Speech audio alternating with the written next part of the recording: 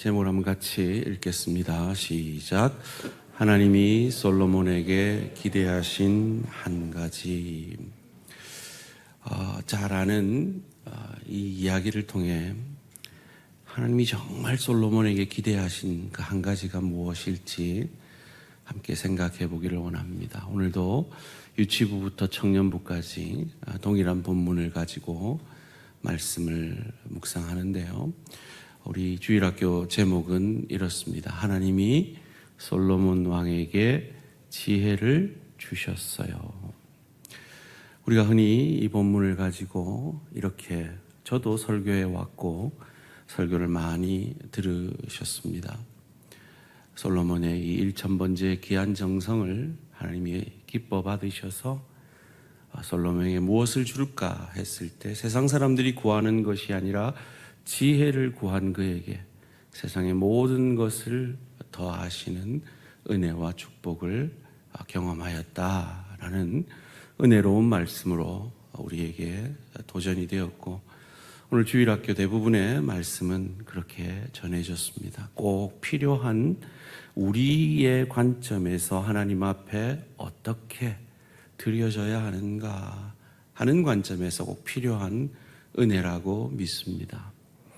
그런데 오늘 이 시간에는 그런 우리의 정성 이전에 하나님의 열심의 관점에서, 그리고 아주 원색적인 구속사적인 관점에서 오늘 본문을 3가지 질문에 답함으로 조금은 이전과는 다른 관점에서 보고자 합니다.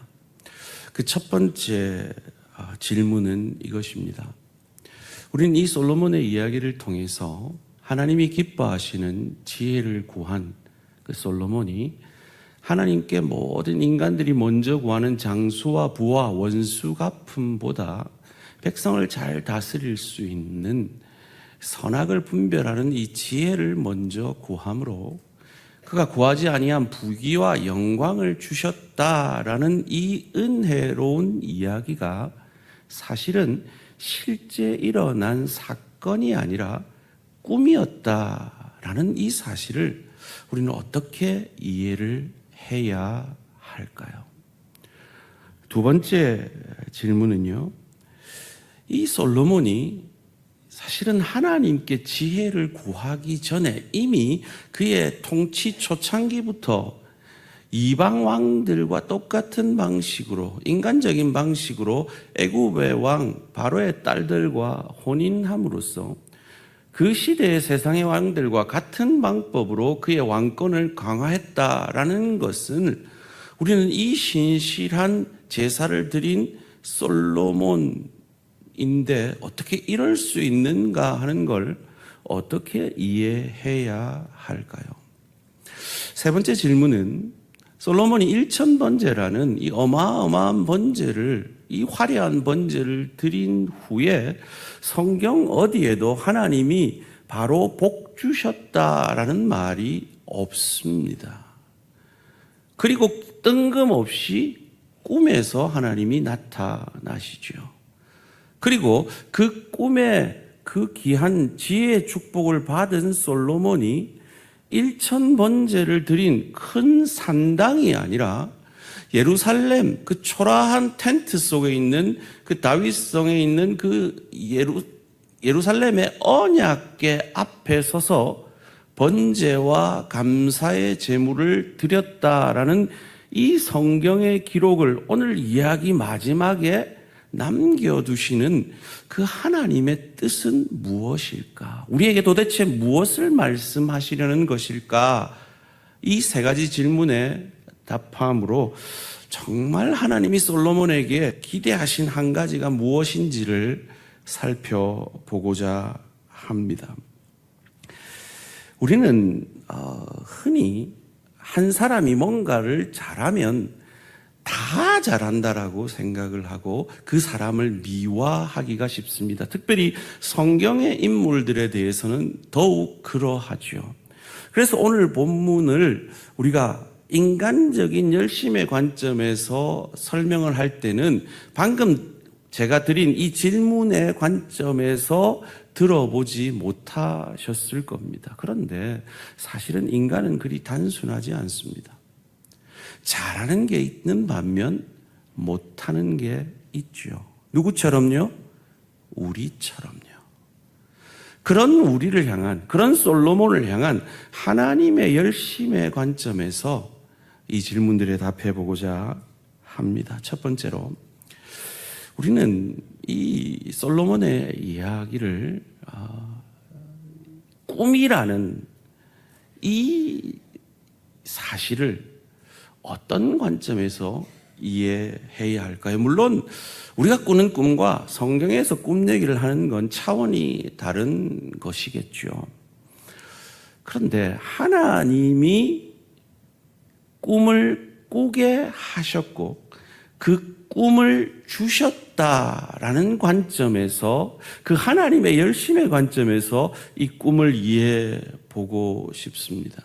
마치 마리아가 성령을 통하여서 임신을 한 그 사실을 꿈의 천사들이 요셉에게 나타나서 그 꿈을 그에게 집어넣어 준 것처럼 하나님이 이 꿈을 솔로몬에게 주심으로 솔로몬에게 기대한 그 한 가지를 집어넣어 주시려는 하나님의 열심이 아닐까 생각해 봅니다. 본문은 꿈이라고 우리에게 분명히 말해줍니다. 5절, 15절 말씀 함께 읽습니다. 시작. 기브온에서 밤에 여호와께서 솔로몬의 꿈에 나타나시니라. 하나님이 이르시되 내가 내게 무엇을 줄고 너는 구하라. 솔로몬이 깨어보니 꿈이더라.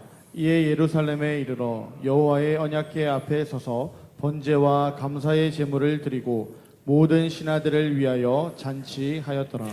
여러분, 우리가 꿈을 쟁취할 수 있습니까? 꿈을 내가 꾸고 싶다고 꿀 수 있습니까? 없죠. 그런 측면에서 하나님이 이 꿈을 주신 것이라고 이해할 수 있을 것입니다. 그러면 하나님은 이 꿈을 통해서 솔로몬에게 뭘 주기를 원하셨던 것일까요? 참 지혜를 주기를 원하셨죠. 그가 이 꿈에서 지혜를 구한 것처럼 하나님도 그에게 참 지혜를 주기를 원하셨던 것이라고 이해할 수 있습니다. 그렇다면 그 참 지혜는 무엇일까요? 두 번째 질문으로 넘어가 보겠습니다. 하나님께 지혜를 구하기 전에 이미 솔로몬은 인간적인 방법으로 애굽의 왕 바로의 딸들과 혼인했습니다. 이 이방 여인과의 혼인은 성경이 아주 극도로 금하는 엄한 법이었는데, 이 신실한 솔로몬이 그의 집권 초기부터 이런 범죄를 행했다는 걸 우리는 어떻게 이해해야 할까요? 오늘 본문은 분명히 그가 이 혼인관계를 통하여서 그의 왕권을 강화하려 했다는 걸 보여줍니다. 1절 말씀이 그것인데요. 솔로몬이 애굽의 왕 바로와 더불어 혼인관계를 맺어 그의 딸을 맞이하여 다윗성에 데려다가 두고 자기의 왕궁과 여호와의 성전과 예루살렘 주위의 성의 공사가 끝나기를 기다리니라. 요즘은 국제화 시대에 국제 결혼하는 거 뭐 그리 문제겠습니까만은 이 시대에 이방 여인과 결혼하는 것은 성경이 엄히 금하고 있었습니다. 바로 이 시대도 그랬는데, 이 시대 이후 1000년 뒤에 예수님 시대에 이 아수르가 혼혈 정책으로 인해서 북이스라엘과 아수르의 혼혈 정책으로 인해서 태어난 그들 사마리아인들을 유대 백성들은 개처럼 취급할 정도로 엄히 금한 율법인 것입니다. 그런데 또 다른 솔로몬의 모습이 있단 말이죠. 그건 뭡니까?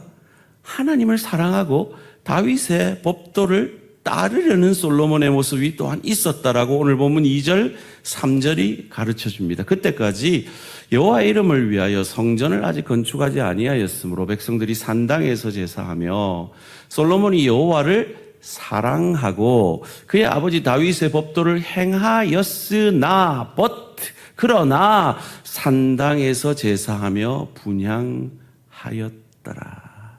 이것을 어떻게 이해해야 할까요? 여러분, 우리가 성경의 인물들을 너무 우리와 차원이 다른 사람이라고 생각하니까 이해가 안 되는데요. 이걸 우리에게로 적용하면 바로 이해가 됩니다. 오늘 우리 장로님 뭐라고 기도하셨습니까? 지난 한 주간 하나님의 은혜와 사랑에도 불구하고 그 은혜와 사랑에 합당치 못하게 산 우리의 죄를 용서해 달라고 기도했고, 여러분도 지금 지난 한 주간의 삶 내에서 그 기도 다 하셨죠? 여러분 하나님 사랑하십니까? 사랑하지 않으십니까? 법대로 살기를 원하십니까? 그렇지 않습니까? 그런데 우린 넘어진단 말이죠. 솔로몬도 마찬가지인 거예요. 솔로몬도 하나님을 사랑하고 법도를 행하려 하지만 그의 왕권 강화를 위해서 이방 여인과의 결혼을 타협합니다. 이 산당 제사를 드립니다. 누구처럼요? 우리처럼요. 그렇다면 오늘 본문을 통해서 하나님이 우리에게 물으십니다. 너의 산당 제사는 무엇이냐? 너의 이방 혼인은 너의 삶에서 무엇이냐라고 묻고 계십니다. 그리고 이어지는 4절이 소위 말해 그 일천번제를 드리는 거죠. 이에 왕이 제사하러 기본으로 가니 거기는 산당이 큼이라 솔로몬이 그 제단에 일천번제를 드렸더니, 여러분 이 하나님이 일천번제를 기뻐 받으셨다, 그래서 그를 축복하셨다는 말이 뒤에 없습니다. 이어지는 꿈을 통해서 저를 포함해서 많은 목사님들이 그렇게 축복하기 위해 꿈에 나타나셨다라고 해석하셨을 뿐이지 그 뒤에 성경이 축복하셨다라는 말이 없습니다. 저는 그 해석이 또한 어떤 관점에서 합당한 해석이고 우리가 그런 은혜를 받을 필요도 있다라고 생각합니다. 그런데 바로 꿈으로 하나님은 나타나셨습니다. 이방 결혼에 대해서 하나님이 어떤 뜻을 가지고 있었는지 신명기 7장 3절은 분명히 가르쳐 줍니다. 또 그들과 혼인하지도 말지니 내 딸을 그들의 아들에게 주지 말 것이요 그들의 딸도 내 며느리로 삼지 말 것은, 성경은 분명히 이방인과의 혼인을 금하고 있습니다. 그런데 솔로몬은 그것을 그의 왕권 강화를 위해 외면한 것이죠. 왜요? 이 애굽의 왕의 딸과 결혼하면 그의 왕권을 강화할 수 있는 말의 수입이 용이해지기 때문임을 성경은 말해줍니다. 열왕기상 10장 28절입니다. 솔로몬의 말들은 애굽에서 들여왔으니 왕의 상인들이 값주고 산 것이며, 그런데 이스라엘은 말들이 지키는 나라가 아니라 하나님의 불말과 불병거가 하나님이 지키시는 나라인 것을 하나님은 엘리사 선지자를 통해서 분명히 보여주셨습니다. 열왕기하 6장 16절 17절 말씀입니다. 대답하되 두려워하지 말라. 우리와 함께한 자가 그들과 함께한 자보다 많으니라 하고 기도하여 이르되 여호와여 원하건대 그의 눈을 열어서 보게 하옵소서 하니 여호와께서 그 청년의 눈을 여심해 그가 보니 불말과 불병거가 산에 가득하여 엘리사를 둘렀더라. 더군다나 하나님은 왕을 세우기 전에 왕에게 금한 3가지가 있었습니다. 그게 무엇이었습니까? 병거를 많이 두지 마라. 아내를 많이 두지 마라. 은금을 많이 두지 말라라는 이 3가지 명령을 왕을 향하여 내렸습니다. 그런데 솔로몬은 이 3가지 명령을 다 거역합니다. 신명기 17장 16절 17절 말씀입니다. 그는 왕은 병마를 많이 두지 말 것이요 병마를 많이 얻으려고 그 백성을 애굽으로 돌아가게 하지 말 것이니 이는 여호와께서 너희에게 이르시기를 너희가 이후에는 그 길로 다시 돌아가지 말 것이라 하셨음이며 그에게 아내를 많이 두어 그의 마음이 미혹되게 하지 말 것이며 자기를 위하여 은금을 많이 쌓지 말 것이니라.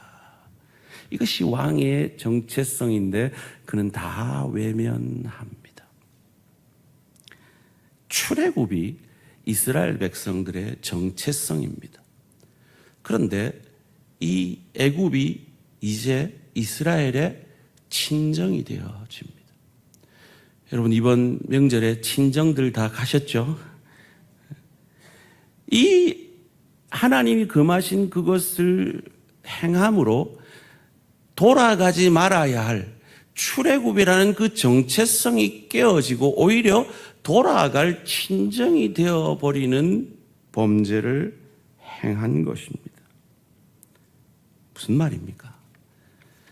우리가 그동안 이해했듯이 솔로몬은 정말 우리 왕 차원이 다른 온전한 신앙인이었는데 결혼 잘못해가지고 처첩 잘못 들여가지고 그 처첩 1000명의 그들로 말미암아 정신이 혼미해져가지고 나중에 타락한 사람이 아니라 처음부터 우리처럼 하나님을 사랑하는 마음이 있었고 하나님의 말씀대로 살기 원하는 마음이 있었지만 이방 여인과 자신의 힘을 더 강화하기 위해서 혼인 정책을 행하고 산당에서 그의 헌신을 그의 왕권을 얼마나 대단한지를 보여주는 그 일천번제를 드리는 모습으로 나타났다라는 것입니다. 누구처럼요? 우리처럼요. 사랑하는 성도님들 다시 여쭙니다. 여러분 하나님 사랑하시죠? 말씀대로 살기 원하시죠? 그런데 여러분에게 이방 결혼과 같은 부분은 무엇입니까? 여러분에게 산당 제사와 같은 인생의 면모는 무엇입니까? 그리고 그 부분은 어떻게 변화되어야 할까요? 그 변화를 위해서는 우린 솔로몬을 통해서 어떤 교훈을 얻을 수 있을까요? 이제 마지막 세 번째 질문으로 갑니다. 솔로몬의 일천번제를 하나님이 정말 기뻐하신 제사로 여겼다면 그 번제를 드린 후에 바로 복 주셔야 했습니다. 그런데 복 주신다는 말이 없습니다. 뜬금없이 꿈에서 나타나십니다. 그런데 그 꿈에서 지혜라는 축복을 받은 솔로몬이 놀랍게도 그 화려한 제사를 드린 큰 산당이 아니라 장소를 바꾸어서 초라한 텐트 속에 있는 언약궤 앞에 서서 일천번제와는 비교 안 되는 초라한 제사를 드립니다. 그런데 이 꿈 이후에 바로 성경은 그것을 우리에게 기록하고 있습니다. 왜일까요? 우리에게 무엇을 말씀하시려는 것일까요? 솔로몬은 하나님을 사랑했습니다. 하나님 말씀대로 순종하기를 원했습니다. 그러나 그에게는 우리처럼 부족함이 있었습니다. 산당 제사를 드렸죠. 기본 산당에 가서 제사를 드렸습니다. 일천번제 대단한 겁니다. 번제를 1000마리를 드렸다. 엄청난 일입니다. 오늘 본문 2절에서 4절까지 말씀 다시 한번 함께 읽습니다. 시작. 그때까지 여호와의 이름을 위하여 성전을 아직 건축하지 아니하였으므로 백성들이 산당에서 제사하며 솔로몬이 여호와를 사랑하고 그의 아버지 다윗의 법도를 행하였으나 산당에서 제사하며 분향하더라. 이에 왕이 제사하러 기브온으로 가니 거기는 산당이 큼이라. 솔로몬이 그 제단에 1000번제를 드렸더니. 이 화려한 솔로몬의 1000번제에 반해서 솔로몬보다 훨씬 강대한 나라를, 더 많은 것을 가지고 있어서 솔로몬을 위해서 성전 건축을 예비까지 해준 다윗은 산당에서가 아니라 다윗성 안에 있는 언약궤 앞에서 제사를 드립니다. 솔로몬은 그의 그 엄청난 규모의 제사를 드리려면 이 산당이, 기본 산당이 크기 때문에 거기서 제사를 드릴 수밖에 없었죠. 그런데 하나님은 이스라엘 백성들이 가나안 땅에 들어오기 전에 이 산당에 대해서 명령하셨습니다. 신명기 12장 1절에서 3절 말씀입니다. 내 조상의 하나님 여호와께서 내게 주셔서 차지하게 하신 땅에서 너희가 평생에 지켜 행할 규례와 법도는 이러하니라.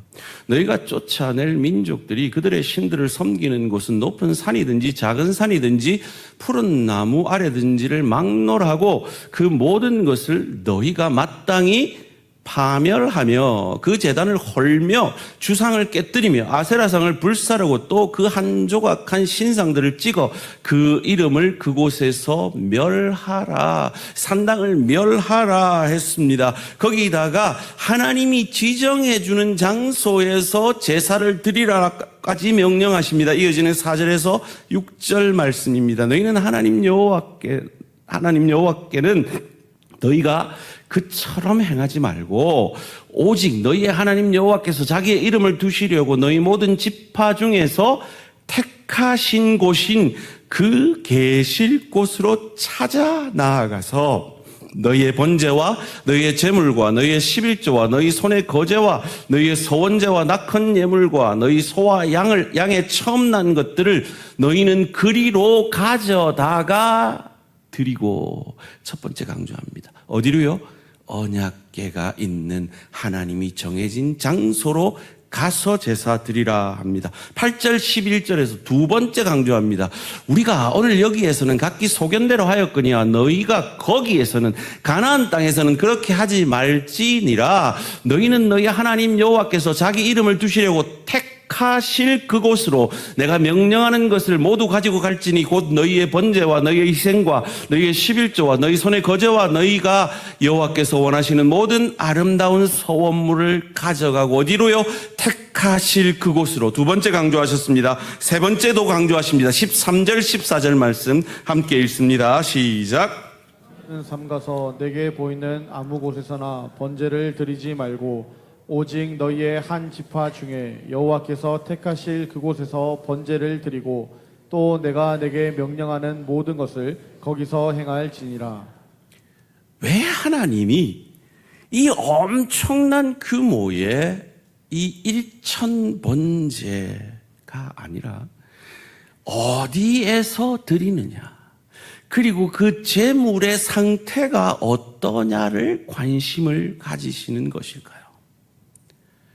이 제물은요, 오실 메시아를 상징하는 겁니다.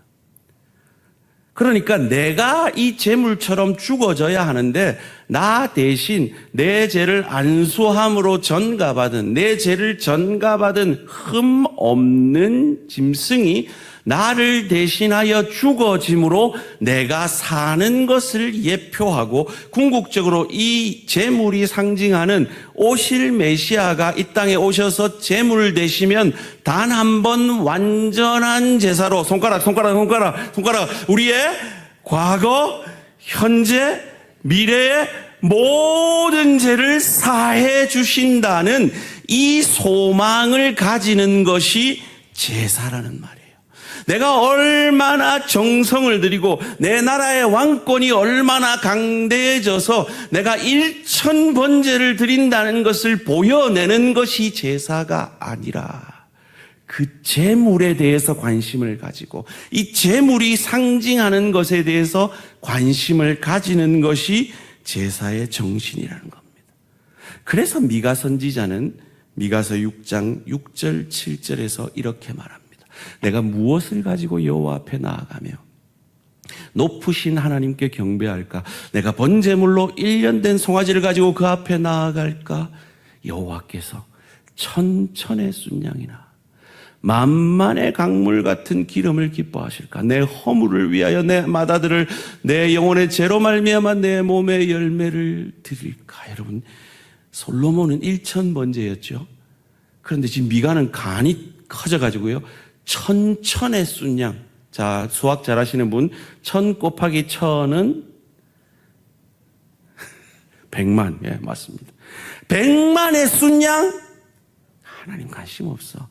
만만의 소, 만만. 훌륭하십니다. 1억 마리의 소? 그거 소용없어. 그러면 뭐냐? 이어지는 8절 말씀입니다.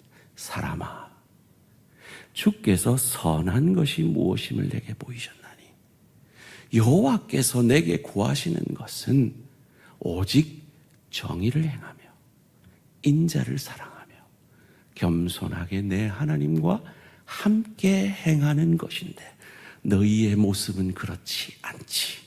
그래서 그런 모습을 하신 메시아가 너희를 위해 오셔서 너희를 위한 산제물이 되실 때 너희는 살아날 수 있어 라는 것을 보이는 것이 제사의 정신이라는 겁니다. 그런데 참 재밌는 건 이 꿈을 통해서 솔로몬이 하나님 앞에 지혜를 받았죠. 지혜는 뭡니까? 그가 구한 지혜는 선악을 분별하는 지혜입니다. 그래서 바르게 판단하는 지혜입니다. 자, 그 지혜를 받았어요. 받았는데 그가 이전에 죄 아니라고 생각한, 이건 왕권 강화를 위해서 당연히 필요해 라고 생각한 애굽 여인과의 결혼, 선악을 구분하는 지혜를 받았어요. 깨달았을까요? 못 깨달았을까요? 깨달았겠죠. 하나님이 언약궤 앞에서 드리는 제사가 아니라 산당에서 드리는 제사를 기뻐하지 않는다고 성경이 얘기했어요. 선악을 구별하는 그 지혜를 받았어요. 깨달았을까요? 못 깨달았을까요? 깨달았겠죠. 저는 그래서 이 꿈을 꾼 이후에 솔로몬이 제사 장소를 바꾸었다라고 해석을 해봅니다. 15절 말씀 함께 읽습니다. 열왕기상 3장 15절 시작. 솔로몬이 깨어보니 꿈이더라. 이에 언약궤 앞에 서서 번제와 감사 모든 신하들을 위하여 잔치하였더라. 깨어보니까 이제 지혜의 사람이 됐어요. 자, 그럼 선악을 구별했어요. 자기가 산당에서 그 정성을 들인 1000번제, 그게 자기를 살리는 게 아니죠. 하나님이 율법에 주신 그 언약궤, 그 언약궤의 정신이 자기를 살리는 거죠. 그래서 제사의 장소를 바꾸는 겁니다. 이 언약궤가 상징하는 것이 바로 예수 그리스도고, 그 예수의 마음을 갖기를 원하시는 것이 하나님이 솔로몬에게 기대한 한 가지라고 저는 생각합니다. 그것이 무엇일까요? 빌립보서 2장 5절에서 8절 말씀입니다. 너희 안에 이 마음을 품으라. 곧 그리스도 예수의 마음이니 그는 근본 하나님의 본체시나 하나님과 동등됨을 취할 것으로 여기지 아니하시고 오히려 자기를 비워 종의 형체를 가지사, 섬기는 종의 형체를 가지사 사람들과 같이 되셨고 사람의 모양으로 나타나사 자기를 낮추시고 죽기까지 복종하셨으니 곧 십자가에 죽으심이라. 이 십자가의 정신, 이 오실 메시아의 정신으로 그가 왕의 사명을 잘 감당하는 것. 그래서 그가 처음 1000번제를 드렸을 때는 행했다는 기록이 없는 기록이 15절에 등장합니다. 그것이 무엇입니까? 그의 모든 신하들을 위하여 잔치하였더라. 마치 메시아 예수께서 우리의 밥이 되어주기 위해, 이기적인 삶을 사는 우리의 밥이 되어주기 위해 짐승의 밥통에 누이신 것처럼 늘 높아지려 하는 우리를 위해 낮아지심으로 하나님의 의를 이루시고자 세례 요한에게 세례 받으심으로 우리의 죄짐을 전가받으시고, 우리가 늘 지는 자존심의 문제, 먹고 사는 문제, 누가 높으냐의 문제 가운데 쓰러지는 우리를 대신하여 그 사탄의 시험을 이겨주시고, 십자가에서 우리가 진 모든 죄를 자기가 진 것처럼 대속의 제물로 그의 의로우신 피를 흘려주시고, 우리가 아무것도 할 수 없는 그 안식의 날에 죄와 죽음과 싸워 이겨 안식 후 첫날 부활하심으로 그 예수를 주로 고백하는 저와 여러분에게 하나님의 자녀가 되는 소망을 주시고, 지금 죽어도 천국에서 눈뜰 수 있는 이 소망을 주신 그 대속의 제물 되신 주님만이, 오실 메시아만이 소망이구나라고 참 지혜를 받은 솔로몬이 깨닫고 그의 제사 장소를 그 언약궤 앞으로 간 것입니다. 그 언약궤에서는 어떤 일이 일어납니까? 언약궤 그림을 하나 보여주세요. 저 언약궤에는 천사들이 정지하듯이 날개를 펴고 있죠. 저 언약궤 안에는 뭐가 있습니까? 하나님의 크신 은혜를 상징하는 물건들이 있죠. 40년 동안 하루도 빠지지 않고 내린 만나가 있습니다. 하나님이 세우신 지도자 모세를 상징하는 아론의 쌍난 지팡이가 있죠. 그리고 하나님께서 주신 십계명을 주신 그 십계명 돌판이 있습니다. 그런데 그 하나님의 크신 은혜에 반하는 인간의 죄악됨이 드러난 물건들이죠. 40년 동안 만나를 먹었지만 불평했습니다. 하나님이 세우신 지도자 모세를 반역했습니다. 그 은혜의 십계명을 받아 내려올 때 그들은 금송아지를 만들어서 이것이 우리를 인도한 여호와다라고 우상 숭배했습니다.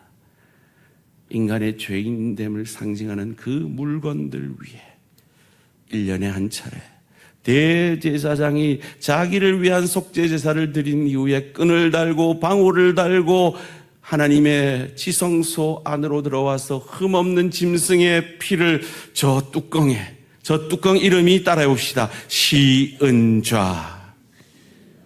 하나님의 은혜가 임하는 자리, 그 자리에 그 흠없는 오실 메시아를 상징하는 그 짐승의 피가 부어짐으로, 그리하여서 그 제사가 연락되어지고 대제사장이 그 죽어야 하는 하나님의 거룩의 임재장소에서 살아나면 이스라엘 백성들은 환호했습니다. 그들의 죄가 사함받았음을 환호했습니다. 그 대제사장이 죽음과 죄를 이기고 부활하셨음을 믿으시기를 주님의 이름으로 축원합니다.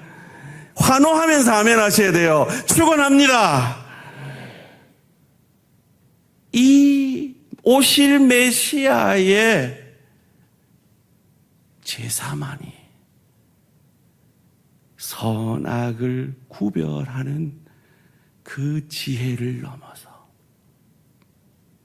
악한 자를 선하게 만들어내기 위해 나를 위해 죽어지는 그 메시아처럼 백성들의 유익을 위해 죽어지는 왕이 되고, 성도들을 위해 죽어지는 목사가 되고, 주의 교회를 위해 죽어지는 장로님들이 되고, 주의 교회의 평안을 위해 죽어지는 권사님들이 되고, 주가 주의 교회가 평안하여 든든히 서가기 위해 날마다 나를 죽이는 집사님들이 되어지는 것이 하나님이 솔로몬에게 주기를 원하는 그 한 가지 참 지혜임을 믿으시기를 주님의 이름으로 축원합니다.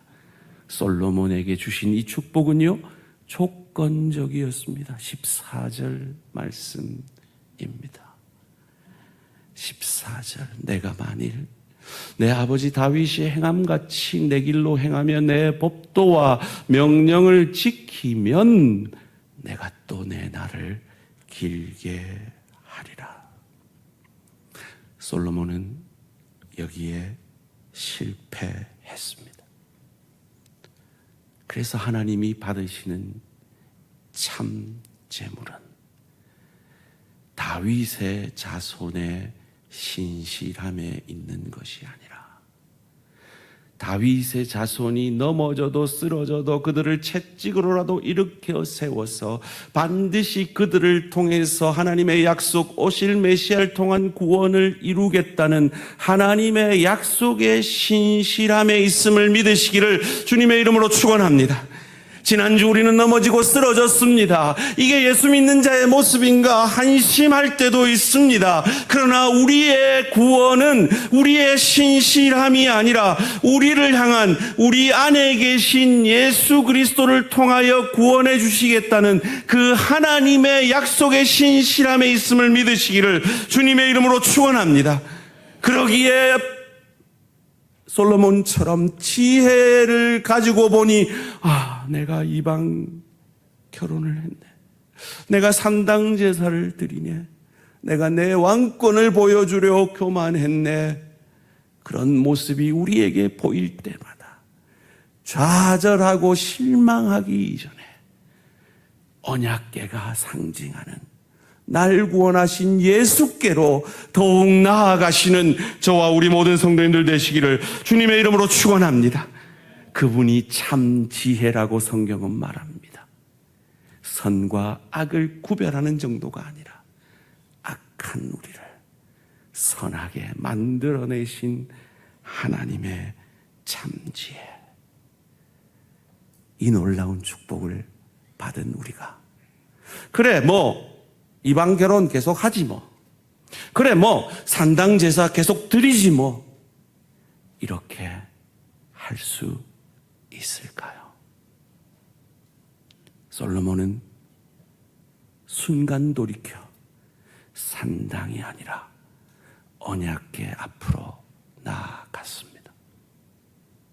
돌이켜 나를 나보다 더 사랑하시는 예수께로 나아가는, 지금보다 하나님을 더 사랑하고 지금보다 주의 계명을 날 구원하신 주님의 은혜에 감사함으로 더 순종하기 원하는 저와 우리 모든 성도님들 되시기를 주님의 이름으로 축원합니다.